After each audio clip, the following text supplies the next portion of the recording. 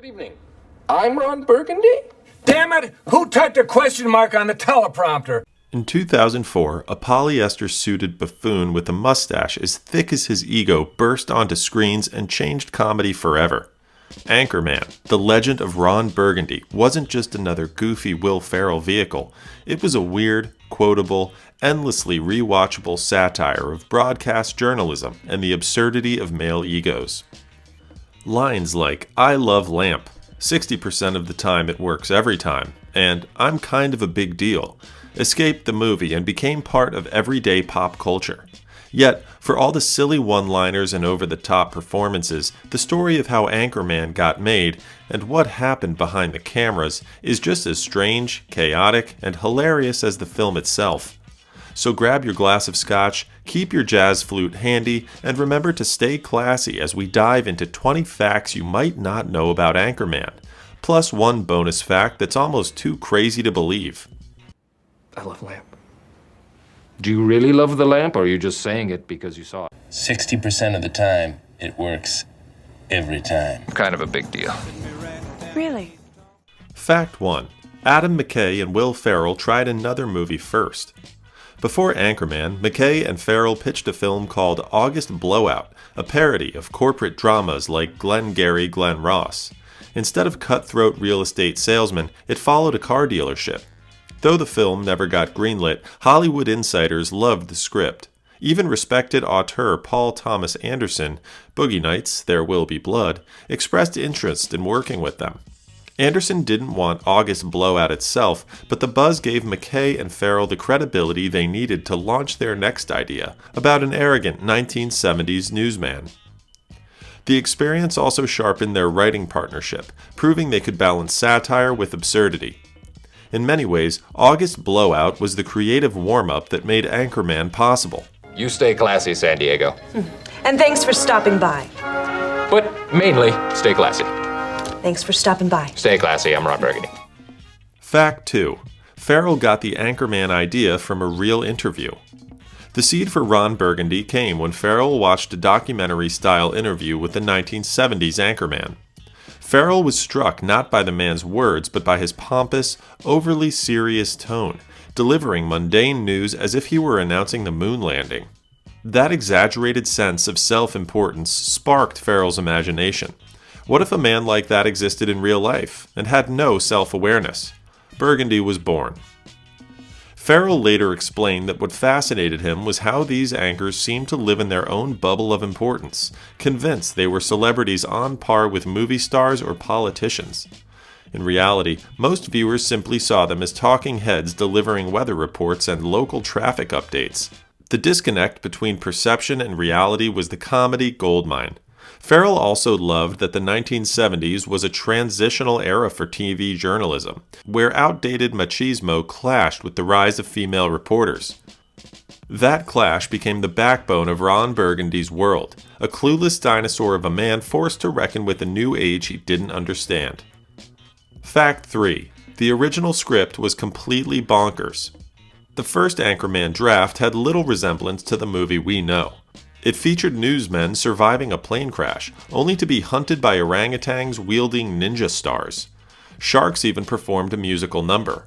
McKay and Ferrell thought the absurdity was hilarious, but producers balked. Paul Thomas Anderson, initially intrigued, pulled out after reading it. Still, this chaotic draft planted the seeds of Anchorman's surreal tone. Fact 4. The inspiration for Ron Burgundy. Contrary to popular belief, Ron Burgundy's look wasn't modeled after a San Diego news anchor. The true inspiration came from Mort Krim, a veteran newsman who worked in both Detroit and Philadelphia. Krim was known for his silky baritone, polished presence, and the archetypal Anchorman confidence that bordered on arrogance.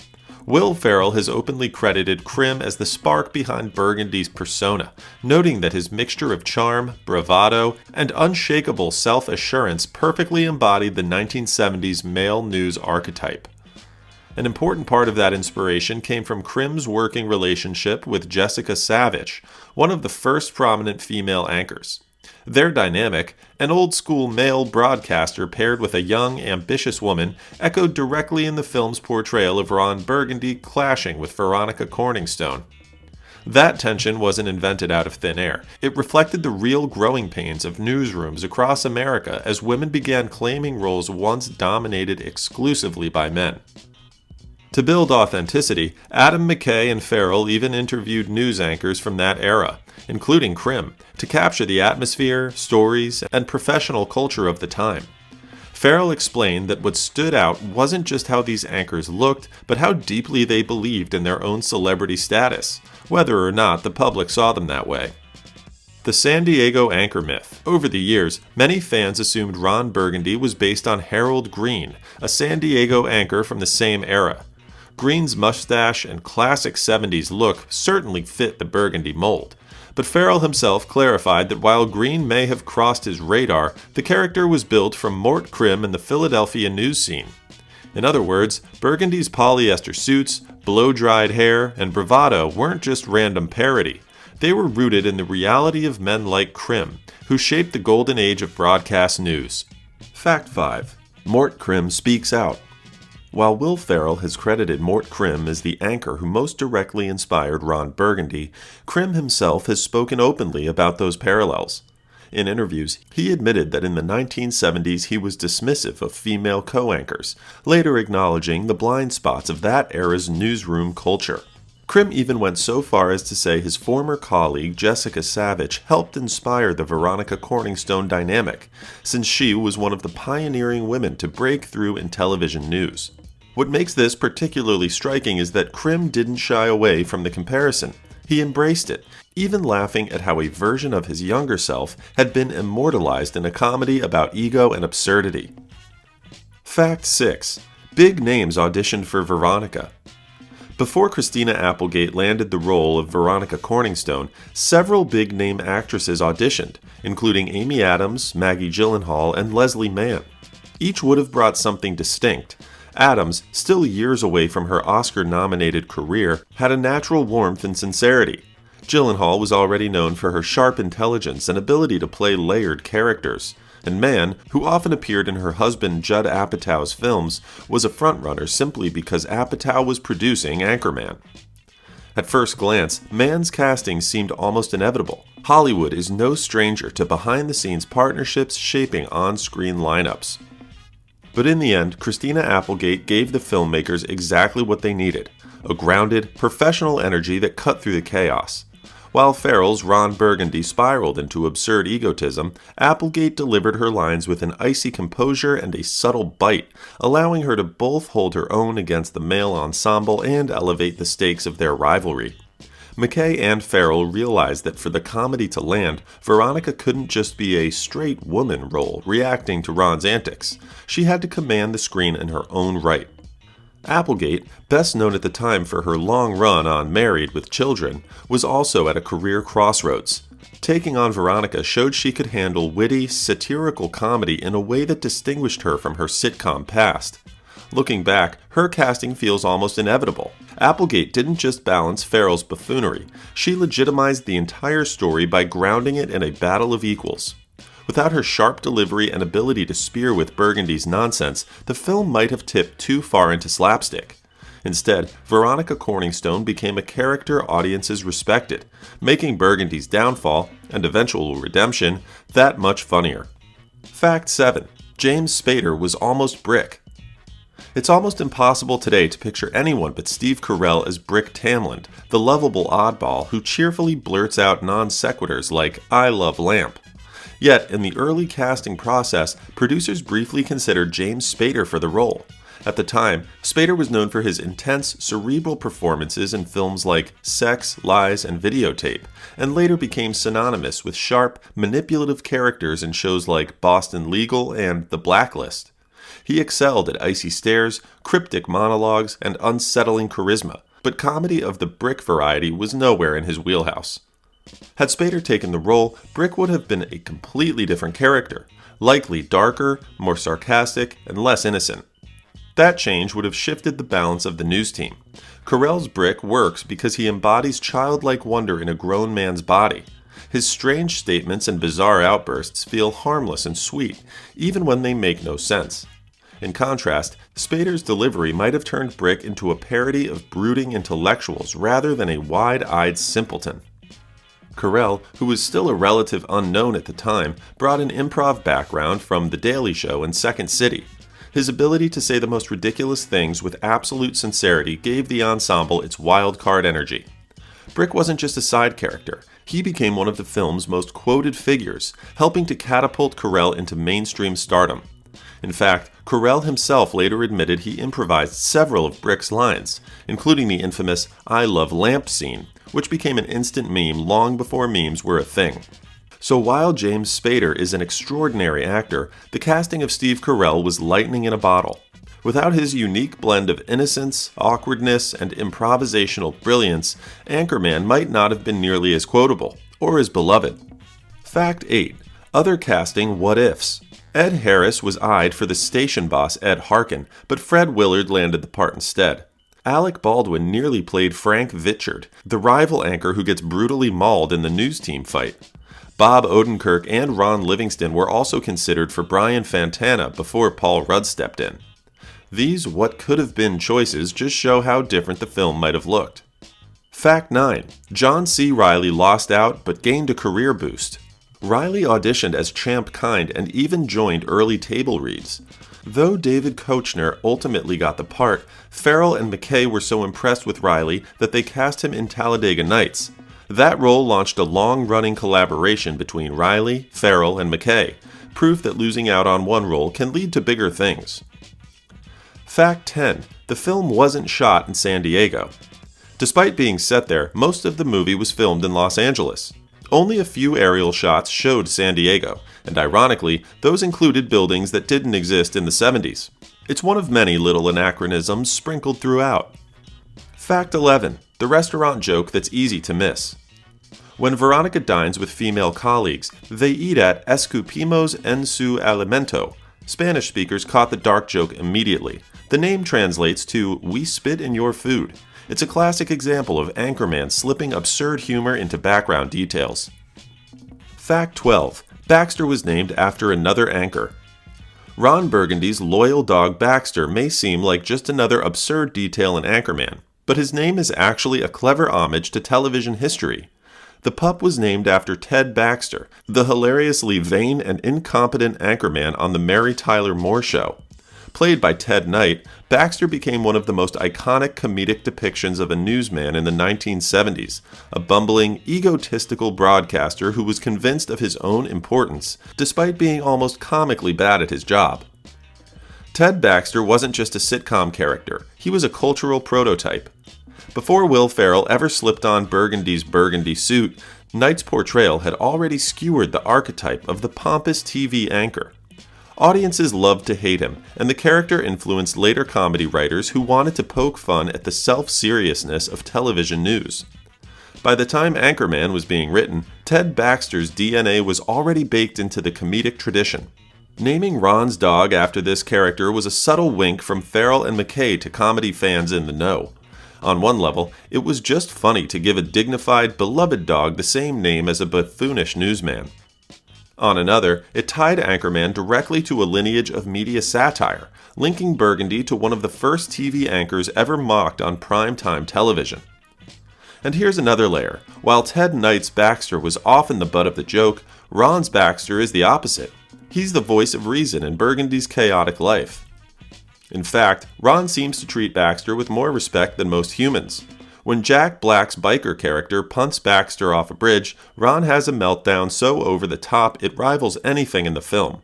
That emotional breakdown works precisely because Baxter represents the only true, stable anchor in Ron's ridiculous world.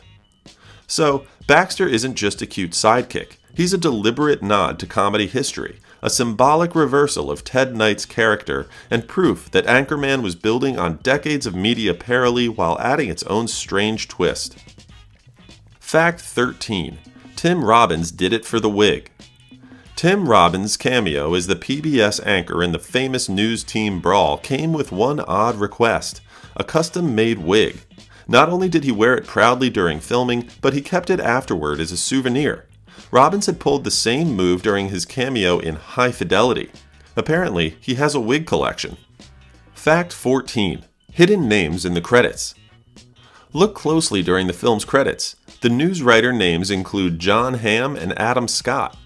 Back then, they were unknown actors and friends of producer Shauna Robertson.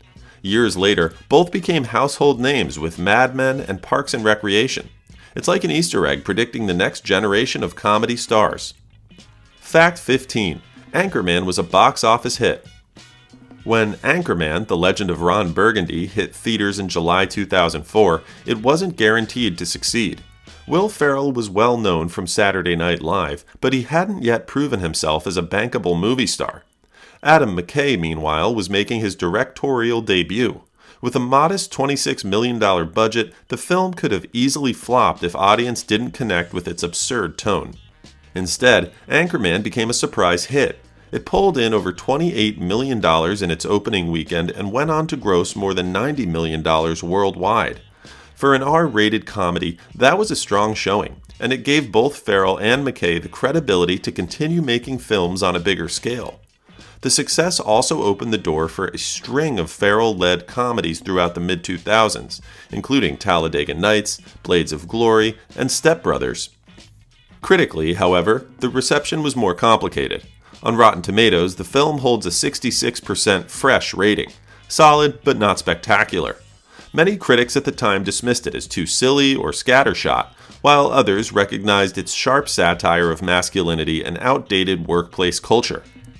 Over the years, though, audience enthusiasm has pushed the film into cult classic territory. It's now widely considered one of the most influential comedies of its era, and some outlets like Empire and Time Out have even listed it among the greatest comedies ever made. In hindsight, Anchorman's box office looks even more impressive. It wasn't just a financial win, it was the launchpad for a whole new style of improv-heavy, absurdist comedy that dominated the next decade of Hollywood. Fact 16. Critics weren't initially impressed. When it premiered, critics gave mixed reviews. Rotten Tomatoes still shows a 66% rating. But over time, audiences embraced it as a comedy classic. Empire ranked it among the best movies ever made, and Bravo and Time Out placed it high on their greatest comedies lists. Its reputation only grew as quotes seeped into pop culture. Fact 17. They made a whole other film from outtakes. Adam McKay's improv-heavy directing style meant hours of extra footage. So much, in fact, that they stitched together an entirely separate film. Wake Up, Ron Burgundy, the lost movie. Built around a cut subplot involving a group of radical bank robbers, it's a surreal, alternate Anchorman that fans can track down on DVD. Fact 18. A sequel arrived nearly a decade later. In 2013, almost 10 years after the original, Anchorman 2, The Legend Continues, hit theaters. Fans were eager to see Ron Burgundy and the Channel 4 news team back in action, and the sequel delivered more of everything. Bigger fight scenes, wilder cameos, and Burgundy's trademark mix of cluelessness and bravado. Critics, however, were more divided this time. While many appreciated the film's ambition and satirical edge, others felt it was overstuffed and lacked the tight comedic punch of the original. Financially, the sequel performed respectably, but didn't quite surpass the magic of the first. Anchorman 2004 was made for $26 million and grossed about $90.6 million worldwide. Anchorman 2 had a larger budget of $50 million and went on to earn $173 million worldwide, almost double the take of the original, though expectations were higher given the larger budget and the cult following that had grown in the decade between films. The movie also marked the last major collaboration between Adam McKay and Will Ferrell as a comedy duo. Soon after, McKay pivoted to more serious, politically charged projects like The Big Short and Vice, while Ferrell continued focusing on broad comedies. In a way, Anchorman 2 wasn't just a sequel, it was a farewell tour for one of the most influential comedy partnerships of the 2000s. Fact 19. Ron Burgundy got his own podcast. In 2019, Ferrell resurrected the character for the Ron Burgundy podcast, produced with iHeartRadio.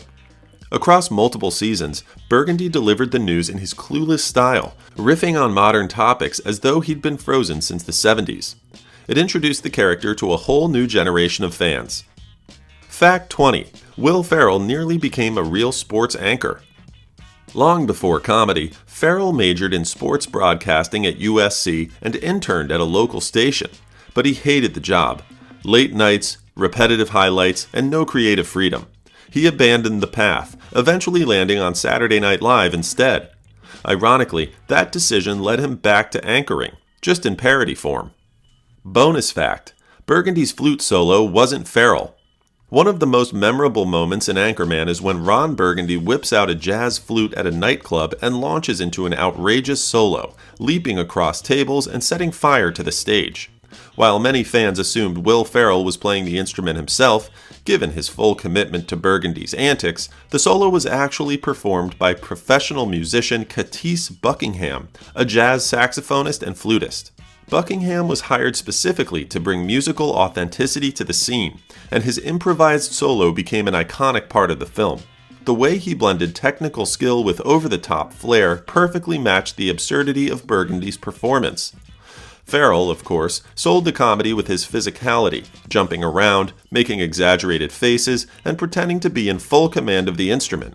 But the music that audiences hear belongs entirely to Buckingham, whose work has since been celebrated by both jazz fans and movie buffs. In many ways, this detail makes the scene even funnier. Beneath the silliness, there's a layer of genuine artistry that elevated the gag from a throwaway joke into one of the film's most unforgettable highlights. From wig collections to orangutan ninjas, from real newsmen inspiring fake egos to sequels stitched together from outtakes, Anchorman is every bit as strange behind the scenes as it is on screen. What began as a risky comedy with an unproven lead has become a pop culture landmark, quoted at parties, memed online, and cherished by comedy fans worldwide. So the next time someone tells you they love Lamp, remember, it's not just a line, it's a legacy. And as Ron himself would say, stay classy, San Diego. This is Strange Flick Facts, where we uncover the bizarre truths behind your favorite films.